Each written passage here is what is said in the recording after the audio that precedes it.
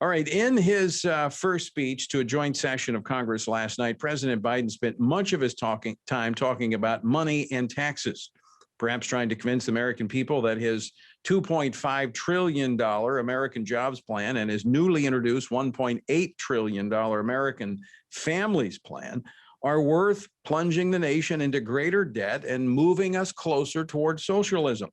The president also took full credit for the distribution of the COVID-19 vaccines, making it sound like the previous administration had done very little, while his administration exceeded all expectations.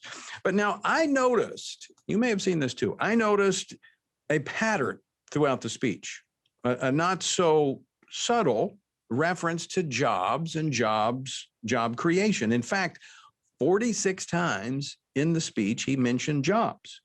Like a deceptively wrapped white elephant gift, the president wrapped his socialist policy ideas in the promise of creating millions of jobs. Listen to this. And the process will create thousands and thousands of good-paying jobs. The American Jobs Plan will help millions of people get back to their jobs and back to their careers. The American Jobs Plan is going to create millions of good-paying jobs, jobs Americans can raise a family on. And it raises revenue to pay for the plans I propose and will create millions of jobs that will grow the economy. What I'm proposing will help create millions of jobs and generate historic economic growth. The consensus is if we act to save the planet, we can create millions of jobs. So his government programs are going to create millions and millions and millions and millions of new jobs. Now, if I were keeping count last night, it sounds like we'll have more jobs than we have people. But then again, to pay for all of these programs, we'll all need to be working 2 or 3 jobs. So maybe we need millions and millions and millions of new jobs. The president touched on so many issues last night when it comes to the economic front. The aspect of the jobs and taking credit for really a strong economy from the previous administration. Listen to this, clip number 1, please. And in the process, while this was all going on, the economy created more than 1,300,000 new jobs in 100 days. More jobs in the first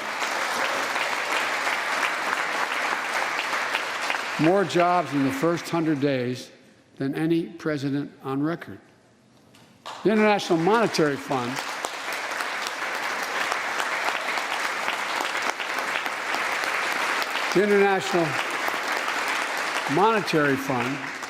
is now estimating our economy will grow at a rate of more than 6% this year. So how are we going to do this? Well, the president said he's going to only raise taxes on those who are making over $400,000 a year, because they need to pay their fair share. Now, I want you to listen to more to what he had to say. Clip 5B, please. I believe what I propose is fair, fiscally responsible, and it raises revenue to pay for the plans I propose and will create millions of jobs that will grow the economy and enhance our financial standing in the country. When you hear someone say they don't want to raise taxes on the wealthiest 1% or corporate America, ask them whose taxes you want to raise. Instead, whose are going to cut? Look, the big tax cut of 2017. Remember, it was supposed to pay for itself. That was how it was sold. And generate vast economic growth. Instead, it added $2 trillion to the deficit. All right. So the Trump tax cuts, which spurred economic growth, created $2 trillion in terms of a deficit, stalled the economy, according to the president, but his taxes and government programs are going to create millions of jobs. Is that the case? Well, joining me now to talk about this, Texas Congressman Michael Burgess, who is a member of the House Budget Committee. Congressman, welcome back to the program. Good afternoon, Tony. Thanks for having me back on. So the tax cuts of 2017 they hurt the economy? Well, actually, they returned more money to the federal treasury than the year before, and people forget that. But one of the big things. Remember how we used to hear about corporate inversions all the time? Big companies taking their profits and their jobs overseas. That doesn't happen anymore. Hasn't happened since the tax cuts.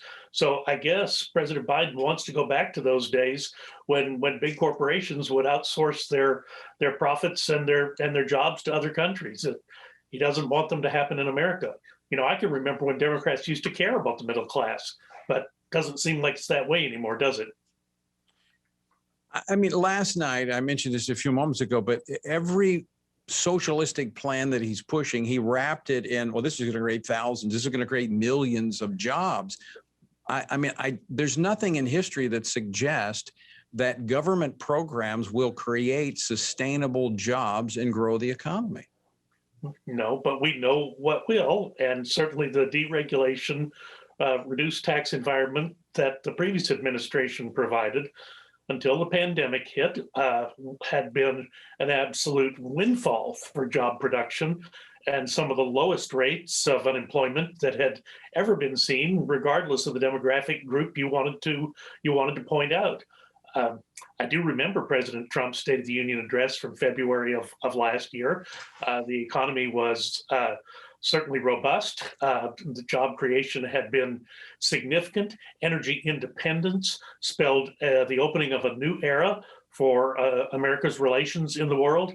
It was truly the dawning of the golden age. Now, unfortunately, the virus unleashed by Chinese communists did the number on the last year, but all of the principles, all of the fundamentals are in place for the economy to rebound. And the thing that worries me now is we're pumping so much federal money on top of an economy that's sitting on go that the likelihood is the end result is going to be significant inflation, which will hurt who? Not the people at the upper income levels. It will hurt the people at the lower income levels. Right. I remember, I was young, but I remember the conversations my mom and dad had in the 70s under Jimmy Carter and the hyperinflation we had back then, or the high inflation. Look, I don't know if you were in the chamber last night because Nancy Pelosi limited it to 200. By the way, I think that picture portrayed weakness as a nation to have a chamber of the greatest legislative body in the world, in my view, to be sparsely populated, sent the wrong message to the world that we're hiding from this virus.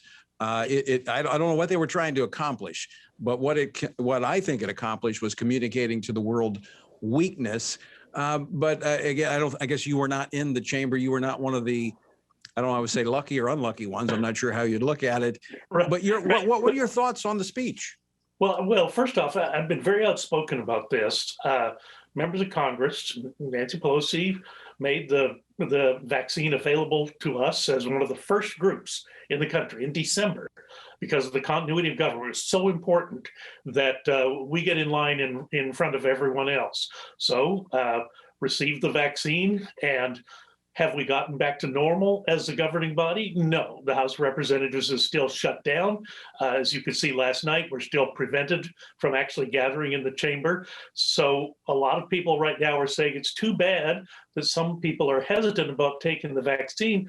Well, for goodness sakes, we take the vaccine and then we continue to hide like it hasn't done us any good. Right. We should have been up front last night. It should have been obvious to anyone observing that event that, hey, Congress is back. The vaccines worked. Trump gave us a viable vaccine. We've taken it. We're able to gather. We're able to get back to normal. The country can be right behind us. Instead of leading, we hid. I agree 100%. I mean, that's the old Barack Obama lead from behind approach to governing. I think it sent a horrible message to the world that we're, as you pointed out, the members have gotten the vaccine, but they're still kind of in hiding, fearful of this vaccine. But I think there's something more than this behind this, Congressman Burgess. I think this is about democratic control of our government and restraining the people's representation is what I think this is about. I'm sorry, we're up against the break. We're going to have to cut it off at that, but I thank you for joining us. Always great to talk with you. Yes, sir. Absolutely. Thank you.